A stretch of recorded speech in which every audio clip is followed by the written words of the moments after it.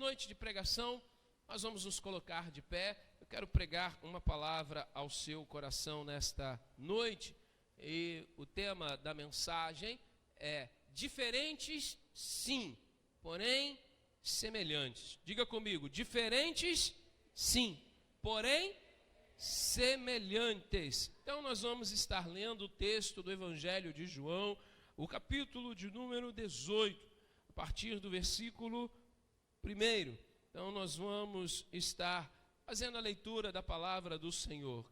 João, capítulo 18, a partir do versículo 1. Vamos meditar naquilo que a palavra do Senhor nos diz. Nós vamos ler algumas outras referências, nós vamos estar tratando alguns outros textos, mas esse é o nosso texto-chave, o nosso texto base para a nossa leitura nesta noite. João, capítulo de número 18, a partir do versículo 1. Quem achou, diga amém.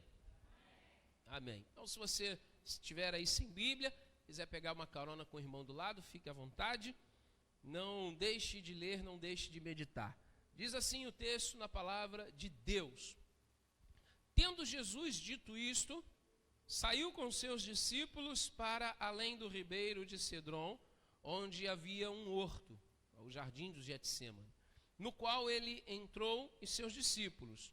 E Judas, que o traía, conhecia aquele lugar, porque Jesus muitas vezes se ajuntava ali com seus discípulos. Tendo, pois, Judas recebido a corte e oficiais dos principais sacerdotes e fariseus, veio para ali com lanternas, archotes e armas. Sabendo, pois, Jesus todas as coisas que sobre ele haviam de vir, adiantou-se e disse-lhes: A quem buscais? Responderam-lhe: A Jesus Nazareno. Disse-lhes Jesus: Sou eu. E Judas, que o traía, estava com eles. Quando, pois, lhes disse: Sou eu, recuaram e caíram por terra. Tornou-lhes, pois, a perguntar: A quem buscais? E eles disseram: A Jesus Nazareno. Jesus respondeu: Já vos disse que sou eu. Se, pois, me buscais a mim, deixai ir estes. Somente até aqui. Feche seus olhos mais uma vez. Vamos ter mais uma palavra de oração. Amado Deus, louvamos o nome do Senhor. Somos gratos a Ti pela leitura da Tua palavra. Nesse momento, nos colocamos diante de Ti, não apenas para ouvir a Tua palavra, mas para que ela possa encontrar lugar em nosso coração, a fim de que venhamos praticá-la. Ó Deus, elimina do nosso meio toda distração, Senhor, para que nós venhamos estar concentrados, ó Deus, completamente voltada a nossa atenção para a Tua palavra, para a Tua voz que será ministrada nesta noite. Eu te peço, tenha misericórdia da minha vida, que não seja eu, mas seja o Teu Espírito Santo tratando em cada coração, inclusive no meu coração, Pai. Eu oro com o Teu povo e oro em nome de Jesus, que a igreja diga amém. Podemos assentar, queridos. Amados, na verdade, quando nós vamos a um determinado estabelecimento, eu não sei onde você trabalha, onde você já trabalhou, qual foi a atividade profissional que você já exerceu ou que você exerce, mas normalmente quando nós vamos a uma determinada lanchonete, uma determinada loja, que tem várias filiais, é muito comum nós chegarmos naquele lugar e sermos abordados por um atendente, por um vendedor, e ele está lá com um uniforme que o identifica, ele está lá com uma roupa que o identifica como um funcionário daquele lugar. Então, quando você chega numa loja dessas de eletrodomésticos, né, uma Casas Bahia da Vida, um Ponto Frio, uma Ricardo Eletro, chega lá, o vendedor ele vem e você facilmente o identifica como um funcionário daquela loja, porque você percebe um uniforme, tem algo nele que estará escrito lá o nome do estabelecimento. E aí, dependendo então da loja, ele ainda tem um crachá, e no seu crachá tem uma foto, para não haver confusão. O cara crachá, você olha lá, é o funcionário, aí você então é atendido.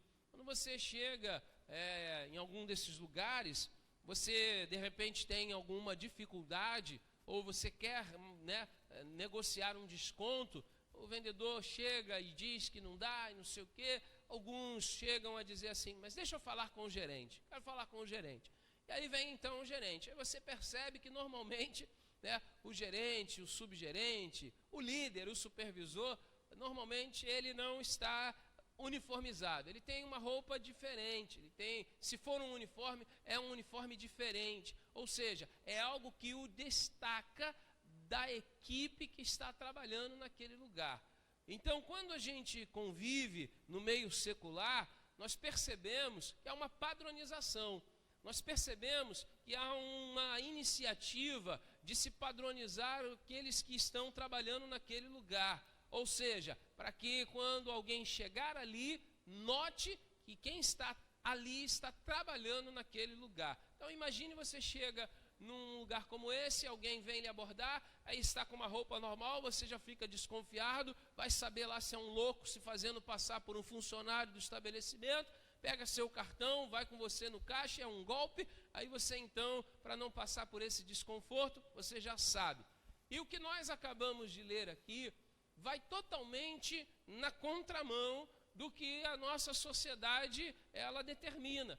Até as igrejas têm esse hábito, até as igrejas têm esse costume, né? Os nossos trabalhadores, normalmente, eles usam uma gravata, usam uma roupa social, não porque eles estão numa posição de destaque, mas porque se você tiver alguma necessidade, você sabe que aquela pessoa, ela é uma pessoa da igreja e você pode então pedir uma ajuda, uma orientação, você está com alguma dificuldade, então é muito mais fácil, porque se ela não estiver devidamente identificado, então você terá uma certa dificuldade de ser atendido em alguma eventual necessidade. Então nós fazemos assim, mas quando nós lemos na Bíblia, nós vemos exatamente o avesso disso. E as Escrituras, elas nos mostram uma outra realidade. Na verdade, elas nos mostram um contraste no modo e na maneira como Jesus se apresentava às pessoas. É verdade que o pastor, ele usa o colarinho clerical e os oficiais da igreja não usam. Eu já, em outra oportunidade, já disse isso aqui no altar, o porquê disso. Não sou obrigado a usar o colarinho. E não espantem se um dia eu subir nesse altar para pregar de calça jeans e de blusa de malha. Aí você vai pensar o quê? O pastor desviou, pronto, o pastor agora não é mais crente. Pastor, já, aí aqueles mais céticos já vão dizer assim, não falei que ele ia mudar? Bem que eu disse, estava demorando ele mudar. Ah lá, mudou, já não usa nem mais o paletó, pois é.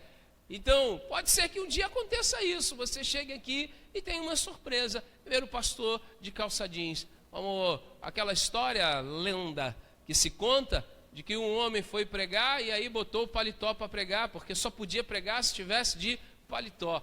E não, nós não temos esta regra. Aqui não é a roupa mais importante do que a pessoa, do que o indivíduo. Mas o pastor, ele usa esse colarinho como uma prova, não para a igreja, mas para si próprio, de que na verdade esse colarinho é uma coleira. E uma coleira, só quem usa coleira é um escravo. E eu sou escravo da graça do Senhor. Então eu não posso me esquecer jamais disso, mas não que a roupa possa me diferenciar. E eu olho para o texto e vejo exatamente em Jesus coisas extraordinárias, lições fantásticas que nós precisamos tomar para a nossa vida, que nós precisamos abraçar no nosso coração. E nos dias de hoje, queridos, há tanta esquisitice acontecendo, há tanta coisa subindo para a cabeça das pessoas, e eu fico pensando, meu Deus, será que ninguém mais está lendo as Escrituras? Ou se estão lendo, talvez estão lendo só o que convém, talvez estejam lendo só aquilo que realmente lhe interessa. Mas eu penso em Jesus Jesus como um homem que fazia coisas normais. Eu penso em Jesus como um homem que frequentava lugares normais. O próprio texto que nós lemos, ele nos dá a referência disso. Volte comigo, por favor, no versículo 1. Vamos até o versículo 1 do capítulo 18 de João. Abra aí, fique com a sua Bíblia aberta. Então, volte comigo lá no versículo 1 e versículo 2. Olha o que diz o texto novamente. Tendo Jesus dito isto, saiu. Saiu com quem? Saiu com seus discípulos, para além do ribeiro de Cedron, onde havia um horto, jardim do Getsêmani, no qual ele entrou sozinho? Não, ele entrou com quem? Com seus discípulos. Aí vai para o verso 2, olha o que diz o verso 2. E Judas, que o traía, conhecia aquele lugar. Conhecia aquele lugar por quê? Porque Jesus muitas vezes se ajuntava ali com os seus discípulos. Então preste atenção, queridos. Vamos entender um pouquinho esse cenário. Que momento era esse? Que episódio estava se dando aqui nesse instante?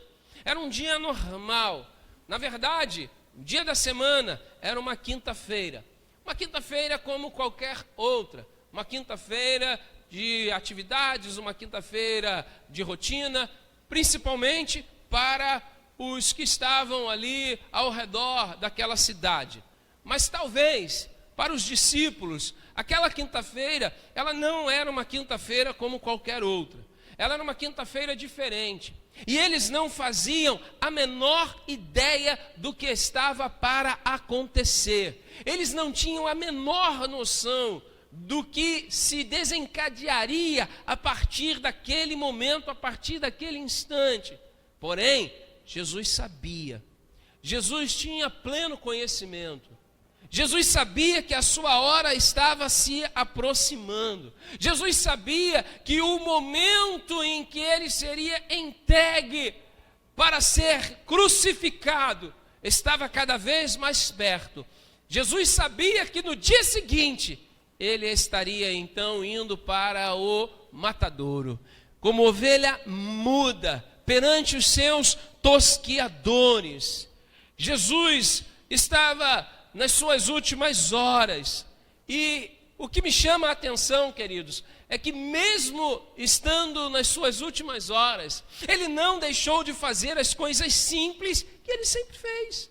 Ele não deixou de realizar suas atividades corriqueiras, suas atividades normais. Você já se perguntou o que você faria se você soubesse que morreria amanhã? Qual seria a sua atitude? Se você soubesse que morreria amanhã, será que você estaria aqui na igreja agora? Será que você viria ao culto? Onde você estaria? O que você faria? Quais são as coisas que você então iria querer experimentar? De repente, se não fosse um dia de culto, você sabendo que a partir do dia seguinte, eu vou até fazer um culto. Outros diriam, não, eu vou, agora mesmo que eu vou para a igreja, porque amanhã, né, vai que, então eu quero garantir, eu vou para a igreja, porque na igreja, aí ele pensa que a igreja salva alguém, a igreja não salva ninguém. Ufa! A igreja não salva ninguém, irmãos. Quem salva é Jesus. E nós nos reunimos neste lugar para prestarmos cultos a Deus, reconhecendo a obra salvadora de Jesus em nossas vidas. E quando nos reunimos aqui é para celebrar o autor e consumador da nossa fé.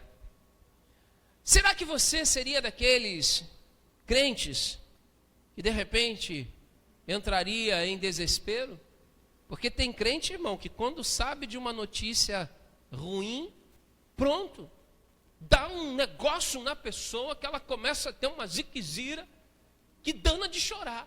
E só chora.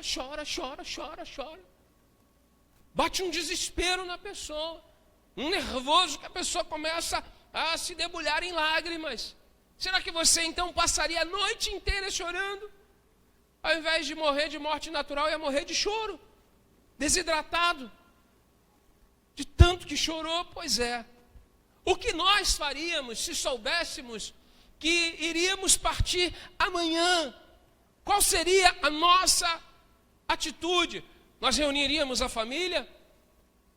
Hoje é o aniversário do meu irmão, e aí então fomos lá comer uma feijoada. Irmãos, que prova esse negócio de feijoada, meu Deus do céu, que luta, irmão, comer um negócio desse, porque depois você fica olhando assim, onde é que está a rede? Onde é que está a rede? Não tem rede. Eu pensando, meu Deus, logo mais tem culto, Jesus, misericórdia, eu tenho que pregar, Senhor, não deixa dar essa lombeira não, meu Pai. Aí será que se eu soubesse que ia morrer amanhã, eu já estou aqui em família, já ia encomendar minha alma, já ia fazer meu último discurso, né? Já ia pegar e ia dizer para a esposa onde é que está a senha do cofre, onde é que está, já ia dizer para ela o número da pólice do seguro, né? Ou então não ia falar nada, porque senão vai que, né? Porque viúva é quem vai mesmo. Então, o que faríamos se soubéssemos que morreríamos amanhã?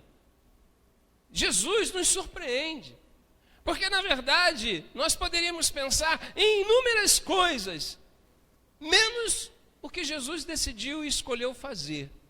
Jesus escolheu fazer coisas simples, diga amém por isso. Jesus escolheu se reunir com os seus amigos para jantar juntos, o que é chamado a última ceia. Jesus então reúne os seus amigos, porque ele mesmo disse, não chamo mais vocês de servos, eu chamo vocês de amigos. Então Jesus chama os amigos. Engraçado, né? Jesus não chamou Maria, Jesus não chamou José, Jesus chamou os amigos, para cearem juntos, para celebrarem juntos.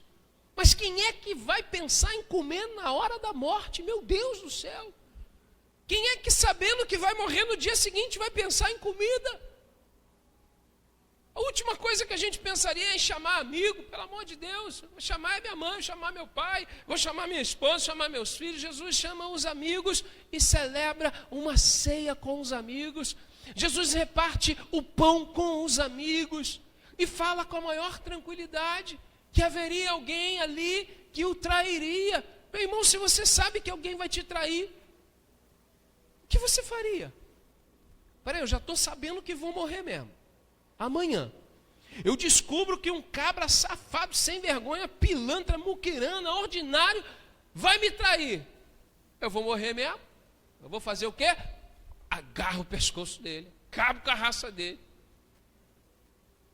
Nossa carne, o nosso ímpeto pode nos levar a fazermos coisas completamente esquisitas. Jesus não, com calma, com tranquilidade, ele decide ceiar. Depois de ceiar, ele então comunica que vai morrer. E ele fala com muita sutileza.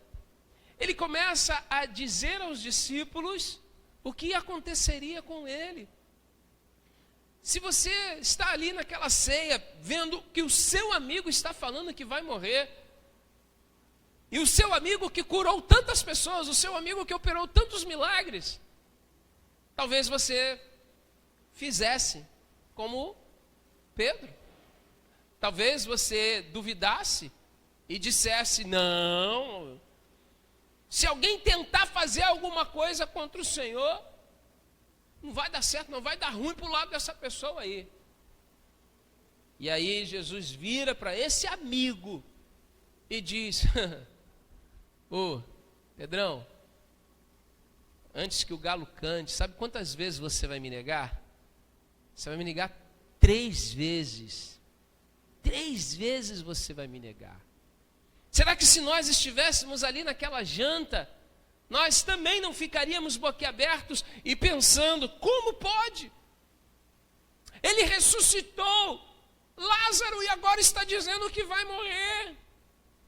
E aí quando ele termina de jantar com seus amigos, ele chama os seus amigos para fazer uma coisa que talvez nós não faríamos se soubéssemos que morreríamos amanhã.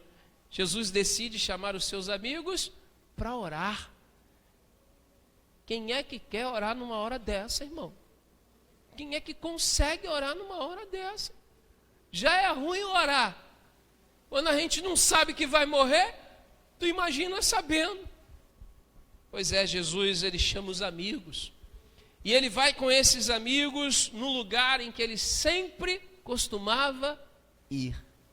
Jesus não vai para a sinagoga. Jesus não busca ir para o templo. Jesus, ele simplesmente não vai para um lugar mais espiritual. Ele vai no lugar em que ele estava acostumado a frequentar, a fazer o que ele sempre gostou de fazer. E é isso que Jesus nos ensina. Ele chama a atenção justamente por quê? Porque ele fazia coisas sobrenaturais? Não. Jesus chama a nossa atenção não pelos milagres que ele operou, mas pelas coisas normais que ele fazia.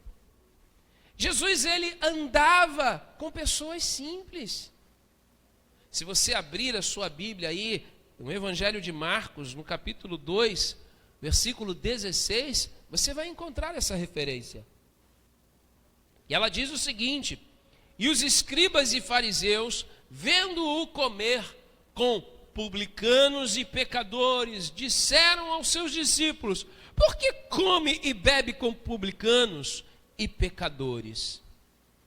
Veja bem, Jesus estava com homens simples. Jesus andava com pessoas simples.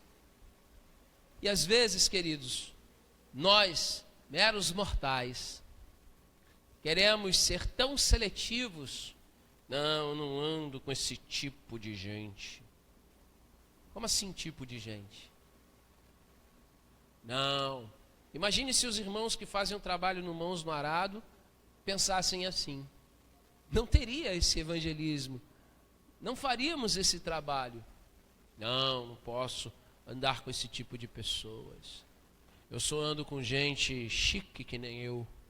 Eu só ando com gente importante. Eu só ando com gente da alta sociedade. Jesus, ele mesmo disse que ele não veio para os sãos, ele veio para os doentes. Então ele estava no meio de pecadores.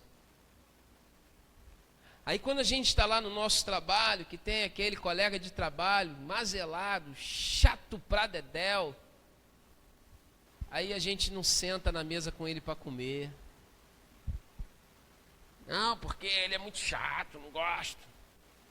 Fala muito palavrão, xinga muito.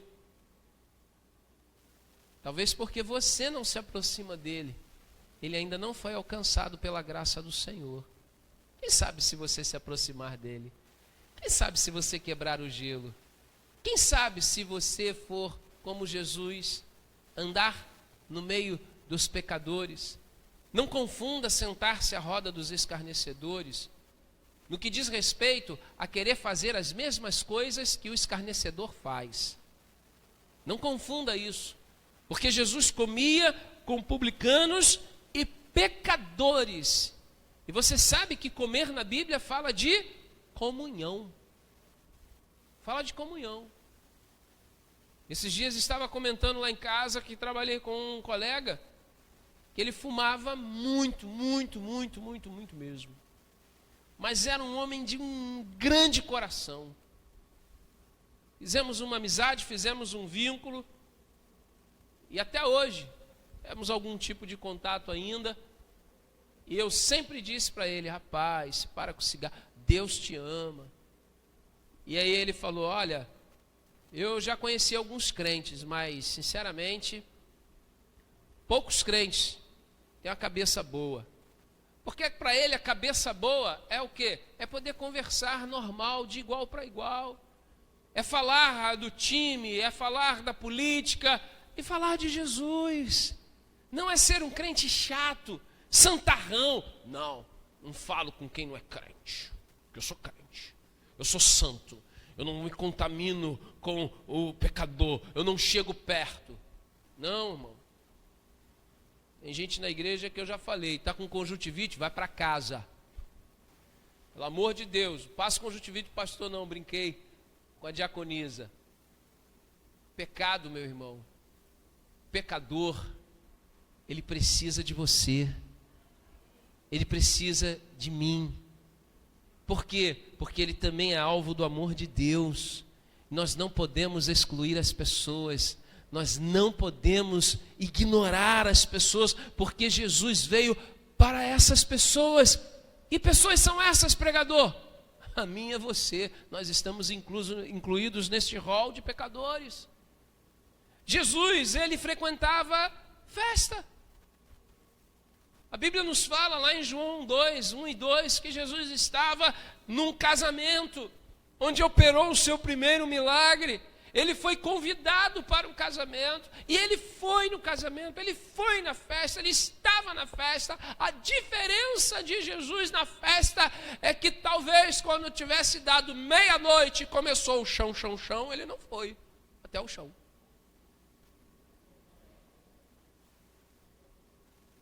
O problema não é você estar na festa, não é ser ignorante. Aí a pessoa começa, faz lá o batuque, começa lá o esquindô. Dá licença, eu vou embora, tá?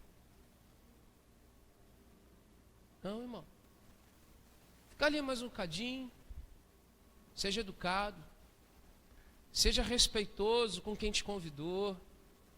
E aí na hora que der a sua hora, você agradece, fala, olha, eu vou embora, já está tarde, eu durmo cedo, tenho que levantar cedo amanhã, eu tenho que estar na igreja amanhã, tenho que estar adorando a Deus amanhã. Muito obrigado pelo convite. Olha, foi um prazer estar aqui com vocês. Apesar de não gostar de nenhuma música que tocou naquele lugar. Mas Jesus era educado. Jesus não era mal educado. Jesus não fazia ignorância com as pessoas. Jesus atendeu aquele convite, estava naquele casamento e ainda operou um milagre naquele casamento. Quem sabe nesta festa, Deus não quer usar a sua vida para operar um milagre. E o maior milagre que Deus pode fazer através de você é sempre por intermédio do seu testemunho. No final do verso 2, você leu comigo, do texto de João 18, e Jesus frequentava sempre aquele lugar, que Jesus se juntava ali com os seus discípulos muitas vezes, um lugar simples, um jardim, um horto. O que eu vou fazer num horto se eu vou morrer amanhã? Para que eu vou num jardim? Não quero nem chegar no jardim da saudade, ainda vou num jardim? Não vou coisa nenhuma. Mas Jesus, para ele, não havia nenhuma dificuldade em estar em lugares simples, com pessoas normais, porque Jesus era normal, irmãos. E aí a gente que é crente fica besta. Aí a gente que é crente fica de nariz em pé. A gente que é crente já começa a se sentir melhor, mais espiritual. A gente começa a achar que a gente tem algum tipo de autoridade. Não, porque agora eu sou diácono. Não, agora eu sou pastor. Não, agora eu sou ministro. Não, agora tem que ser diferente comigo. Que agora comigo o buraco é mais embaixo. Ei, que é isso? Nós temos que aprender com o Senhor. Porque o Senhor não se fez celebridade. E o que tem de gente hoje no meio evangélico se sentindo celebridade. Dá autógrafo e tudo. A tirar uma foto, tirar uma selfie com a pessoa, ela cobra. Noite de autógrafo com a celebridade tal. E as pessoas vão lá. Irmãos, muitas vezes, entenda o que eu vou dizer. A pessoa cai no pecado do orgulho, muitas vezes, porque há muitos crentes que empurram a pessoa para o abismo do orgulho. Porque todo o coração do homem, ele sempre está à espera de uma centelha chamada vaidade. Todo o coração do homem sempre está à espera de uma centelha chamada vaidade. E E muitas vezes nós vamos lá com o isqueiro e colocamos fogo naquela centelha. Jesus fez tudo o que fez e não se colocou mais importante do que absolutamente ninguém. Volte comigo no texto de João 18, verso 4, 5, 6 e 7. E aí nós vamos perceber a posição de Jesus e como ele se colocava diante das situações. Leia comigo o verso 4 em diante, diz assim: sabendo, pois, Jesus todas as coisas que sobre ele haviam de vir, adiantou-se e disse-lhes: a quem buscais? Responderam-lhe: a Jesus Nazareno. Disse-lhe Jesus: sou eu. E Judas, que o traía, estava com eles. Quando, pois, lhes disse: sou eu, os soldados recuaram e caíram por terra. E tornou-lhes, pois, a perguntar: a quem buscais? E eles disseram: a Jesus Nazareno. Notem, queridos, que os homens chegam naquele horto, naquele jardim, para prender Jesus. Eles chegam ali com a ordem de levar Jesus preso. Jesus sabia. O que Jesus foi fazer no lugar que ele sabia que ia ser preso? Pois é, ele estava ali para cumprir com as Escrituras, ele estava lá. Mas quando os homens chegam, os homens perguntaram o quê? Os homens estavam procurando quem? Jesus. E é interessante porque os homens, quando se aproximam de Jesus, eles caem por terra. Aí eles se levantam e aí então Jesus agora pergunta: vocês estão procurando quem? Quem é que vocês estão procurando? E eles respondem: a Jesus Nazareno. Mas espera aí, eles foram prender Jesus e eles não sabiam quem era Jesus. Eles foram prender um homem que eles não sabiam quem era. Como é que eles vão cumprir com uma ordem de prisão contra alguém que eles não sabem nem quem é a pessoa? Então qualquer um poderia então assumir o lugar de Jesus, fazer passar por Jesus. Mas o que me intriga é, por que eles não reconheceram Jesus? E aí nós vamos descortinar como Judas planejou entregar Jesus. Judas decide entregar Jesus dando um sinal. E qual era o sinal que Judas havia dito que seria então o Jesus que eles estavam procurando? Era uma placa que Judas ia levantar. Filma nós aqui, ó. O homem está aqui, o homem está aqui, o homem está aqui. Não, Judas disse que aquele a quem ele beijasse. Judas precisou dar um sinal. Por que Judas precisou dizer que seria então o Filho de Deus, o Jesus, o Cristo, o Messias, o homem que eles estavam procurando para prender? Por que Judas disse que ele seria reconhecido por um beijo? Por que ele tinha que dar um sinal? E aí então a gente compreende a dificuldade que os homens tinham de reconhecer Jesus. Mas espera aí, por que eles tinham dificuldade de reconhecer Jesus? Porque Jesus era semelhante a todos os seus amigos que estavam ali. Jesus não usava uma roupa diferente dos demais. Se fosse o pastor, a primeira coisa iam dizer: é aquele ali de colarinho, ó, pode levar. Estamos procurando o pastor. É aquele ali. Vocês já repararam que normalmente quando vem um pedinte, ele sempre pergunta por quem? Ele pergunta pelo pastor. Vem cá, cadê o pastor? O pastor está aí? Acho que o pastor tem grana, coitado do pastor. Estou igual aquele filme, à espera de um milagre. Jesus não tinha nada fisicamente que o diferenciasse dos seus amigos. Ele não tinha nada que alguém pudesse olhar, ou que Judas pudesse dizer assim: ó, é aquele que vai estar com um paletó. Rapaz, mas pensa no paletó, que está até com um negócio aqui, como é o nome? Um lenço verde fluorescente. Vocês vão ver de longe. Quando você chegar lá e ver com botoadora, com um terno, com a blusa estranha, diferente, com o cabelo assim assado. Ou então aqueles que quando vocês chegarem lá, vocês vão ouvir ele falando, e ele normalmente fala assim, aleluia, glória a Deus. Ele fala mais espiritual que todo mundo. Aí vocês vão saber que é Jesus. Não, Judas não podia dar essas referências, porque Jesus falava igual a todo mundo. Se vestia igual a todo mundo. Se comportava igual a todo mundo. Se Jesus tivesse que sentar no chão para fazer uma refeição, ele faria. Porque para ele isso não era nenhum problema. Se Jesus tivesse que comer, claro, naquela época, entenda, não tinha prato, mas se Jesus tivesse que comer com o prato na mão, ele comeria. Se tivesse que tomar água numa caneca de barro, Jesus tomaria. Porque Jesus não se considerava uma celebridade.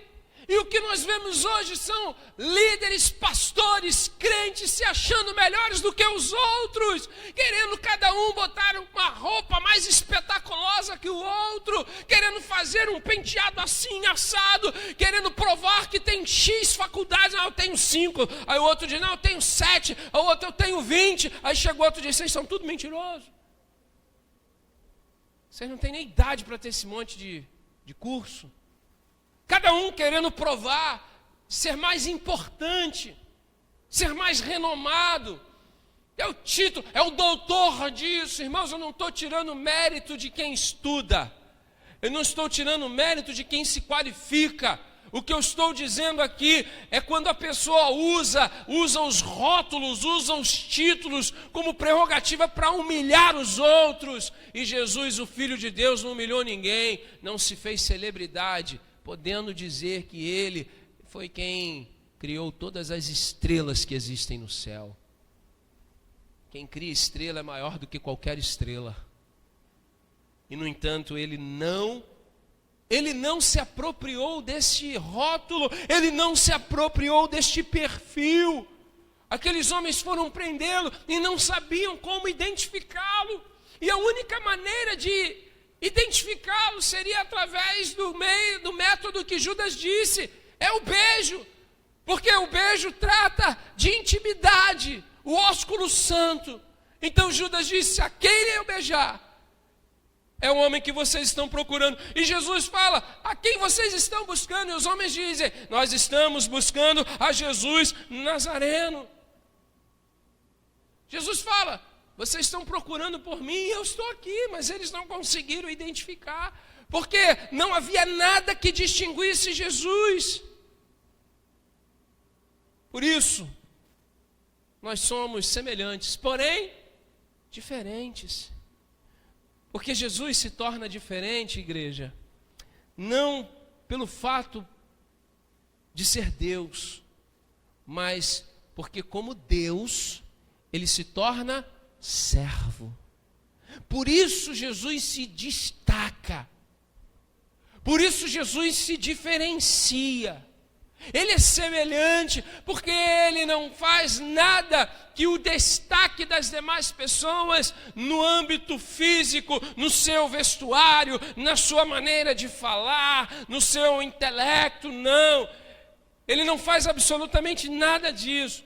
Mas ele se torna diferente porque como Deus, então ele decide agir como um servo. Vá comigo no verso 8, capítulo 18 de João, para a gente já caminhar para o encerramento, para a gente seguir aqui nessa sequência. Diz assim o versículo de número 8, Jesus respondeu, já vos disse que sou eu. Se, pois, me buscais a mim, deixai ir estes. Queridos, Jesus não se importava em ser preso. Jesus não estava se importando em ser preso. Jesus estava preocupado com quem? Com seus discípulos, com seus amigos. Que Deus faz isso. Que Deus tem esse tipo de atitude. Que Deus seria capaz de se preocupar com seus amigos, quando na verdade ele está prestes para ser levado preso e começar um interrogatório, começar a apanhar, começar a sofrer as chagas que estavam destinadas a nós. Que Deus é esse que se coloca como servo da humanidade? Que Deus é esse capaz de se preocupar com aqueles indefesos, amigos, no momento em que ele estava prestes a ter que entregar a sua própria vida? É um Deus que escolheu ser servo, como diz aquela canção, servo de todos os irmãos. Ele sempre se importou com as pessoas. Jesus sempre se importou com as pessoas. Jesus sempre fez questão de deixar claro que as pessoas para ele são muito importantes. Então eu preciso lembrar você nesta noite que você é importante para Jesus, sim. Não importa o que digam, não importa o que falem, diferente disso, você é importante para Jesus, você é especial para Jesus. Jesus continua amando você, continua se importando com você, continua desejando ter você perto dele, porque ele é servo. Mesmo sendo Deus, ele é servo. Enquanto a religião impõe métodos de que o líder tem que estar num pedestal, o líder tem que ter uma posição de destaque.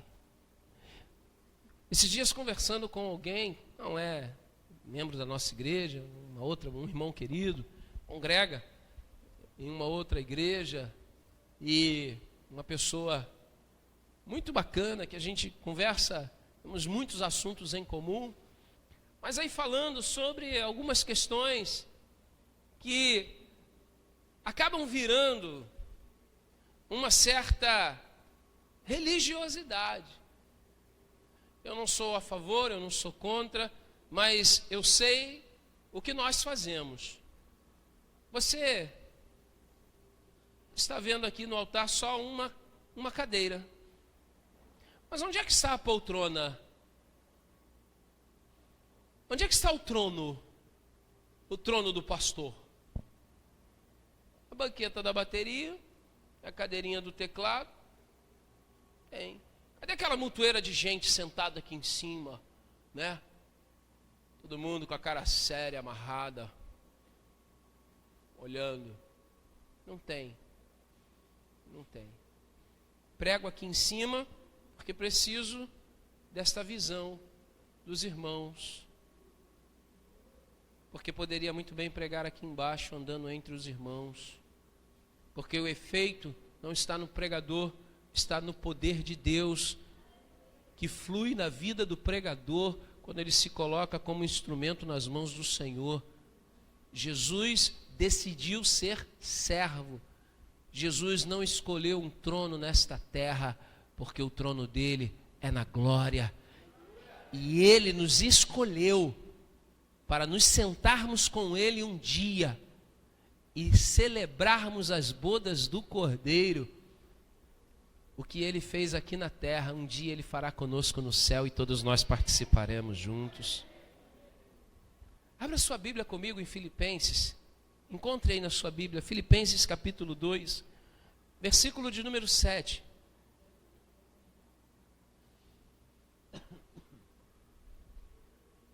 Filipenses capítulo 2, versículo 7. Diz assim: mas esvaziou-se a si mesmo, tomando a forma de quê? Servo, fazendo-se semelhante a quem? aos homens. Semelhante sim, porém diferente. Por que ele é diferente? Porque ele, como Deus, escolheu se tornar servo. Verso 8. E achado na forma de homem, ele humilhou-se a si mesmo, sendo obediente até a morte, e morte de cruz. Então o que acontece? Verso 9. Por isso, também Deus o exaltou soberanamente e lhe deu um nome que é sobre todo o nome. Preste atenção, Jesus não usa o seu nome para abrir portas em lugar nenhum. O Pai lhe deu um nome e o exaltou soberanamente para que este nome, todo joelho se dobre. Como diz o verso 10, para que ao nome de Jesus se dobre todo o joelho. De onde? Dos que estão onde? Dos que estão nos céus e na terra e debaixo da terra. Todos estão sujeitos ao poder que há no nome de Jesus. O servo dos servos continua sendo Deus e Senhor de nossas vidas. E por fim, no verso 11, Paulo escreve: e toda língua confesse que Jesus Cristo é o Senhor. Para a glória de Jesus? Não. Para a glória de quem? Deus Pai. Para a glória de Deus Pai. Não era nada para ele, não era para a glória dele, pois tudo o que ele fazia era para a glória de Deus Pai. Por isso, ele se torna diferente. Não por ser Deus, mas por ser um Deus que escolheu se tornar servo. Sendo Deus, ele não buscou ser igual a Deus. Ele não buscou o lugar de Deus. Ele não prevaleceu. Ele não se colocou como alguém de posição superior no universo. Tanto que na sua ascensão, ele senta no trono de Deus? Não. Ele senta onde? Ele senta ao lado. Ele senta ao lado. Até na glória, Jesus continua sendo servo. Que Deus é esse? Será que aí fora, será que as religiões seriam capazes de declarar que os seus pseudo-deuses serviram a humanidade? Antes ele se fez servo, se colocou à disposição de toda a raça humana com um único intento, com um único objetivo: nos reconciliar a Deus novamente. Que Deus é capaz de fazer isso? Aí por que eu, ser humano, de carne e osso, um ser completamente mortal e finito, quero ficar metido a besta para me achar melhor que alguém, para pensar que eu sou melhor que alguém, para colocar na minha... Só besta para pensar um negócio desse, para acreditar que eu posso ser alguém sobre outras pessoas. Não, você não é sobre ninguém. Quem está sobre todos nós é Jesus, o Filho de Deus.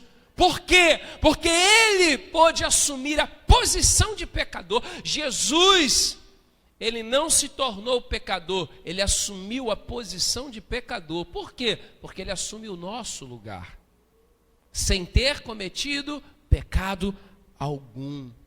Um lugar que era nosso, o lugar onde nós deveríamos estar. Ele foi lá, ele aceitou a cruz. Ele foi crucificado para cumprir com a sua missão, para resgatar a mim, a você e a humanidade ao lugar da comunhão novamente com Deus, que fora perdida no Éden. O primeiro Adão já passou, mas o segundo Adão nos reconectou ao Pai, e nós somos reconciliados com Deus, e a graça de Deus está sobre nossas vidas. Por que vamos nos sentir melhores que alguém? Por que vamos querer privilégios? Por quê?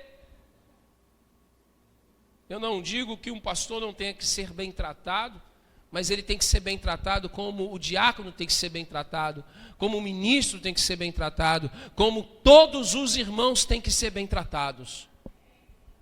Vai fazer a comida. Não, porque essa comida aqui é mais especial, tem um temperinho aqui diferente que é comida para o pastor. O pastor come igual todo mundo. Come comida salgada. É luta, mas te come. Deixa uma garrafa de 2 litros de água do lado e vamos embora. Problema não. Come comida sem sal, insossa. Que até pergunta: meu Deus, será que eu estou no hospital e não sabia? Come também. Come também. Come também, do mesmo jeito.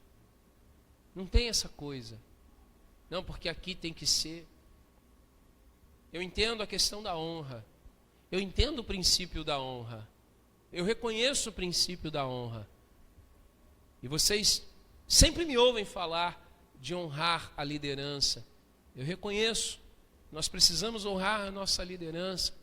Mas honrar a liderança também precisa honrar os seus liderados.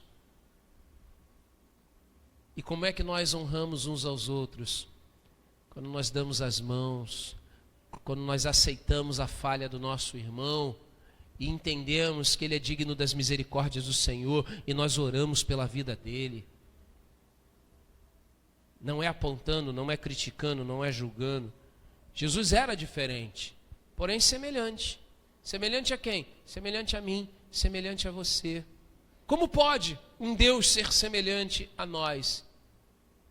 Tanto que ele precisou ser identificado com um beijo no rosto, para que os guardas soubessem quem ele era. Porque se Judas não lhe desse esse beijo, Jesus então não teria sido preso. Ele era semelhante não apenas por uma questão física, ele era semelhante, ele se tornou semelhante a nós nos sentimentos, porque ele chorou, ele se alegrou, ele sentiu dor, ele teve ira, ele sentiu o abandono, ele sentiu o desprezo. Tudo o que você sente, meu irmão, Jesus sentiu. Tudo o que você sente, Jesus sentiu. E por isso ele disse: ei, vocês vão ter aflição nesse mundo. Tenham um bom ânimo. Sabe por quê? Porque eu venci. Aí eu me lembro da promessa que ele fez, de que estaria conosco todos os dias.